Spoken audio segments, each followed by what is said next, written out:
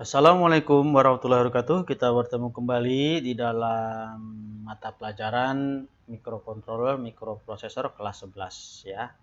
Teknik elektronika industri ya. Pertemuan 8 kita belajar tentang mengendalikan input ya. Sebagai kendali input ya, sebagai tombol pas button ya. Sekarang kita masuk mulai sedikit-sedikit ya, mulai ke sini ya. Sistem aplikasi sederhana dengan microcontroller ya. Dan di sini kita coba mengendalikan aktuator. Aktuator itu artinya penggerak ya, di mana aktuator yang kita gunakan adalah motor DC. Jadi kita akan memprogram microcontroller pengendali motor DC ya. Di sini kamu tujuannya yaitu bagaimana memprogram dalam mengendalikan motor DC ya, dan terampil lah. Oke ya. Nah, jadi kamu nanti sekali lagi ya dikatakan di sini bahwa kamu akan mengendalikan motor DC pada microcontroller. Perlu diketahui pengendalian motor ini ya ada beberapa model ya. Di sini kita adalah tentang mengendalikan arah putaran motor. Jadi bukan kecepatan motor. Kalau kecepatan motor kita pakai metode PWM ya, dan itu tidak diajarkan sekarang, nanti kita ajarkan setelah ini ya. Pada pertemuan selanjutnya untuk metode kecepatan motor. Jadi kita hanya mengendalikan arah putaran ke kanan atau putaran ke kiri ya. Peralatan digunakan rangkaian manual sistem Atmega ya, nanti ya seperti ini ya. Ini. Nah, ini rangkaian sistem Atmega ya. Nanti ini kita gunakan. Nah, ini ya. Kayaknya terus juga apalagi? Terus driver motor. Ini driver motornya ya. Ini driver motor ya. Kita sudah bikin ya, kita rangkai PCB-nya ya. Terus USB to USB laptop ya, satu saya tidak tampilkan ya. Kita bikin yang dua karena sekarang kita membahas tentang ini. Tentang driver motor L298 ya. Oke, untuk memprogram kalau kita harus mengalami hardware-nya ya kan? Ya, jadi karena itu kamu harus tahu dulu bagaimana prinsip kerja rangkaian yang akan digunakan. Dalam hal ini kita sudah membahas tentang minimum system, dan sekarang yang belum kita bahas adalah prinsip kerja dari driver motor L298. Ini IC-nya ya, kenyataannya seperti ini IC-nya. Ini ya, ini adalah IC L298. Ini bentuk realnya nih ya. Setelah saya fokusin ya. Oke, nah ini L298, mudah-mudahan terbaca ya, L298 ya, ini ya. L298 ya. Oke. Waduh, kelihatan gambarnya, saya fokusin dulu sebentar. Oke. Sudah ya. Nah, kemudian ini IC-nya ya, konfigurasi pinnya seperti ini. Oh, sorry, di dalam L298 ini, jadi yang ini ya, di dalam sini, di dalam IC ini ya, ini kita bisa mengendalikan dua motor. Di sini saya pakai dua motor, tapi ini motor yang satu lagi belum saya koneksikan ya. Kabelnya ini masih putus, harusnya dikoneksikan ke sini ya, belum saya sambung, dan kita memang hanya fokus di sebelah aja ya, motor aja. Jadi kita hanya mengatur ini muter ke kanan atau muter ke kiri ya. Sebentar. Oke, kita lanjutkan ya. Jadi di sini adalah diagram bloknya. Sini ada transistor yang ini, berarti ini transistor yang dihubungkan ya untuk ke output motor 1. Yang ini motor 2. Nah, dalam satu blok ini ada 3 kendali ya, ada in 1, in 2, dan enable A. Di sini juga sama, in 3, in 4, dan enable B untuk mengendalikan motor 2. Kita lanjutkan aja ya. Ini sudah sama tadi, ini adalah pin-pinnya ya. Kalau kamu mau lihat silakan nanti lihat di modul ya. Oke, ini juga sama, kita lanjutkan. Nah, ini kalau kita potong jadi 2 ya. Maka di sini motor 1, ini motor 2, motor 1 dikendalikan oleh in 1, in 2 ya. Kalau saya potong 2 seperti ini ya. Ini motor 1, ini tegangan masuk 12 volt sampai 24 volt ya. Dia jadi IC ini bisa bekerja sampai 24 volt ya. Cukup besar ya. Dan ini motor ini berarti dikendalikan, ini nanti dihubungkan ke motor ya. Ini maksudnya ini ya, maksudnya ini dihubungkan ke sini ya. Yang ini tadi ya, yang ini ya. Dari ini untuk mengendalikan motor ini, di mana in 1, in 2 ini untuk menentukan arah, sedangkan enable A ini untuk menghidupkan atau mematikan dari motornya ya. Jadi enable A ini nantinya bisa digunakan untuk PWM nanti, pengaturan PWM ya, pengendalian PWM ya. Oke. Nah, sekarang kita langsung saja ya. Di sini nanti ada rangkaiannya, kamu baca di dalam ini. Kita langsung masuk ke ini ya.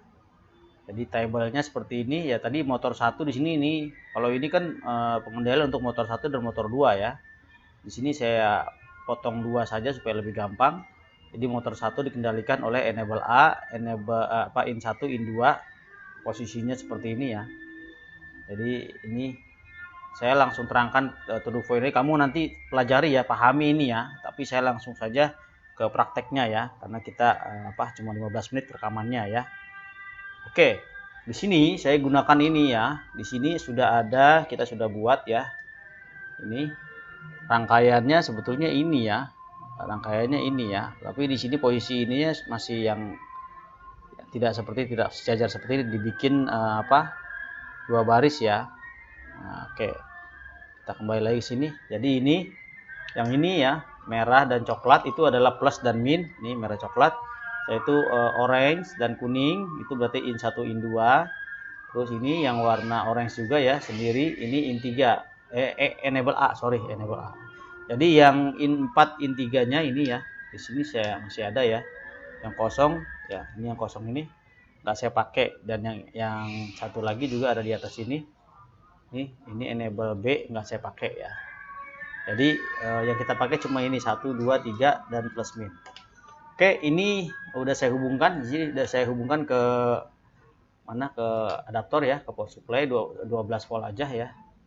12 volt kita nggak pakai 9 volt malah ya. Terus di sini ini saya nggak pakai dulu ya, kita belum pakai microcontrollernya, jadi kita cukup pakai ini dipakai hanya untuk ngambil plus. Di sini ada plus 5 volt ya dari IC ini, 5 volt min, 5 volt min. Ini berarti gini ya. Jadi ini plus min itunya aja yang kita pakai, jadi hanya power supply-nya aja yang kita pakai ya. Jadi ini microcontrollernya belum kita gunakan sekarang. Oke ya, hanya untuk menjelaskan sifat dari tabel I/O-nya ya. Yang ini berarti plus ya. Kalau saya lihat di teoritisnya ya, di modulnya ini saya coba gambarkan kamu di sini ya. Nah, ini plus 5 dan ground ya. Ground ini ya. Jadi itu ya. Jadi ini yang merah ini kita kasih, yang ini ya plus 5 volt. Ini 5 volt, saya taruh di sini 5 volt. Karena di sini ada tegangan, sorry, nggak kelihatan ya. Nah, ini ya. Jadi yang ini, yang merah ini plus 5 volt ya, saya taruh di sini. Di sini ada tegangan 5 volt ya. Terus ini groundnya ya, kita masukkan groundnya. Oke, sudah ya. Nah, terus ini yang orange saya berikan, misalnya saya kasih yang in 2 ya. In 2 saya kasih plus sini. Oke, nah enable-nya saya posisi nggak muter ya. Kalau enable saya pasang harusnya dia menyala. Nah, ya menyala. Nah, jadi seperti ini. Nah, sekarang kalau misalnya ini saya lepas, ya dia nggak nyala ya. Kalau ke sini, ini ya, sorry ya, sini ya. Ini saya pasang ke sini, lihat arahnya kemana? Nah, kebalikan arah jarum jam. Nah, kalau yang ini saya pasangin, nah, dia searah dengan jarum jam. Perhatikan putaran ini ya. Perhatikan putaran ini ya. Nah, searah jarum jam. Kalau saya pasang, kalau saya gini kan, nah, searah jarum. Jadi kalau enable A, misalnya ini saya lepas, dia nggak peduli ya, nggak peduli. Mau dikasih plus, yang ini mau dikasih min, yang ini tetap aja dia nggak mati. Jadi dia enable A ini untuknya on off ya, on off secara keseluruhan di sini. Tabel ini ya, tabel ini kita lihat coba ya, biar kamu lebih paham ya bagaimana cara membaca I/O tabel ya. Jadi enable A ini ya, dia tidak memperdulikan in 1 atau in 2, dia akan selalu off. Tapi kalau dia enable A ini plus, maka in 1, in 2-nya akan akan ada gunanya ya. Jadi seperti itu. Saya kembalikan ya. Sini ya. Jadi ini sekarang saya enablekan ya, kasih tegangan 5 volt. Nah, dia akan berputar ke sana, dan ini dia akan berputar ke sana ya, gitu ya. Nah, kalau PWM maksudnya gimana? PWM itu seolah-olah seperti ini. Nah, jadi ininya pakai fuse gitu dengan cepat, tapi yang ngatur bukan tangan kita ya, tapi yang ngatur adalah komputer transistor ya, dengan osilator nanti ya. Nanti kamu belajarlah tentang PWM. Sehingga kecepatan motor ini bisa kita kendalikan dengan cara mengatur pulsa tegangan yang masuk ke sini ya. Itu kontrol kecepatan seperti itu ya, dasarnya aja lah ya. Nah, sekarang kita lanjutkan ya. Di sini ya, itu ya sistem input outputnya. Nah, sekarang kita perhatikan di sini rangkaiannya. Hal-hal yang perlu kamu ketahui ya di sini ya. Nah, di sini ada ini IC ini ya. Kalau di kenyataannya berarti ini ya. Berarti ini. Jadi ini ya. Ini skematiknya, rangkaian kenyataannya itu adalah ini ya. Yang ini. Nah, ini ya. Nah, kemudian ada diode-diode. Di sini ada 4 diode. Ini ada motor A ya. Ada diode motor A, motor B yang ini diode lagi motor A yang ini ya. Yang diodenya ini. Nah, ini adalah ini. Kalau digambar itu ini ya, diode 4. Nah, diode 4 ini untuk apa? Itu perlu kamu ketahui ya. Makanya saya sampaikan sekarang. Jadi di sini diode 4 ini adalah untuk mencegah terjadinya induksi balik dari motor DC ya. Gitu ya. Biar lebih simpel ya. Nah, gitu. Jadi kalau motor ini dia maju misalnya muter seperti ini, begitu dihentikan kan, misalkan di sini saya jalankan ya. Kok nggak jalan ini? Door ya. Ya, misalkan saya atau ini kenapa tiba-tiba mati ya? Apa ininya adapter? Oh, adapternya onder ya. Nah, tiba-tiba dia berhenti gitu ya. Nah, berhenti misalnya matikan. Nah, putaran ini kan akan menghasilkan listrik ke sini ya. Menghasilkan arus balik ya, arus balik ke sini. Nah, fungsi dari diode ini adalah untuk mencegah arus balik ini masuk ke dalam IC ini. Sorry ya.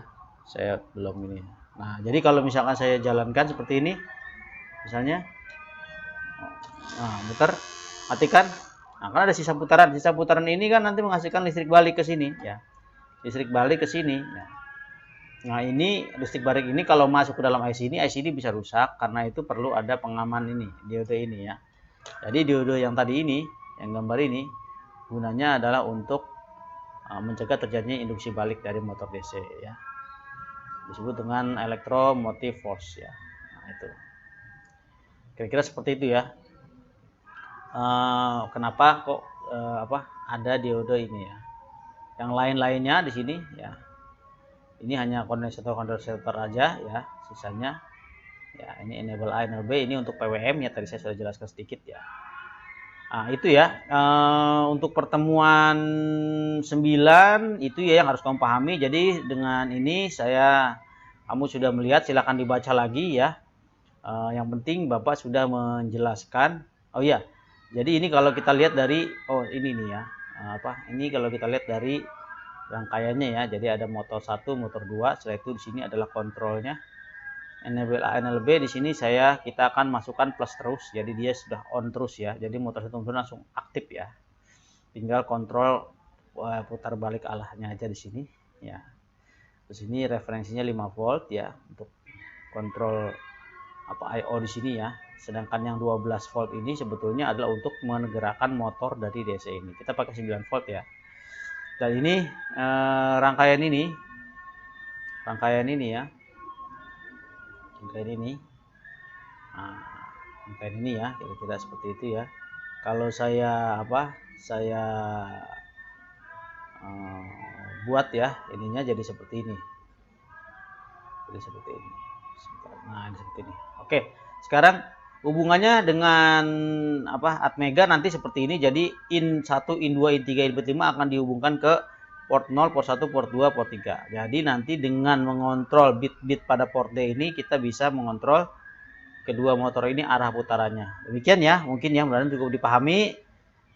Kita tutup ya untuk pertemuan 9 ini. Assalamualaikum warahmatullahi wabarakatuh. Semangat terus belajar.